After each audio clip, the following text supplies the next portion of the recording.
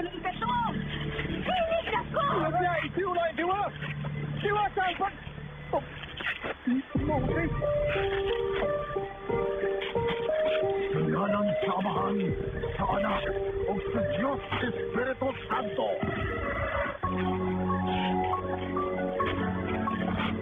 Personas. Kini nga drama gidalit kaninyo sa GFMQ Marketing. Ang Kigama o Tigapudapud sa Paragis Bila-Bila Plus Herbal Capsule, Paragis Bila-Bila Plus Liniment Oil, Paragis Bila-Bila Plus Herbal Coffee. Alang sa dugang kasayuran, kontak lang ang numero ni Mr. Paragis Glenn Free Kiamco sa 0935-640-2613. Karong panahuna, kinahanglan gayud natong magkugi aron makasugakod sa pagpanginabuhi.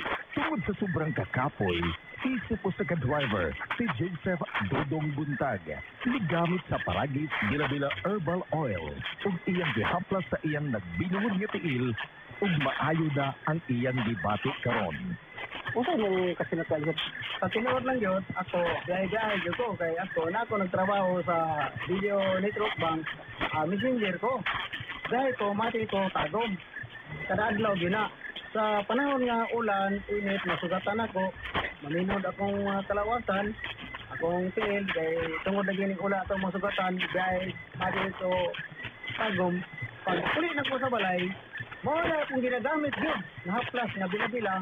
Kaloy sa Diyos, mawala gina akong paminod sa akong kalawasan. Si Dodong Joseph, nag-awag usab sa mga mag-uuma sa paggamit sa atong produkto. Sa bila-bila haplas yun, kay mao na makahatag sa katong mag-uuma na maabtan ng ulan.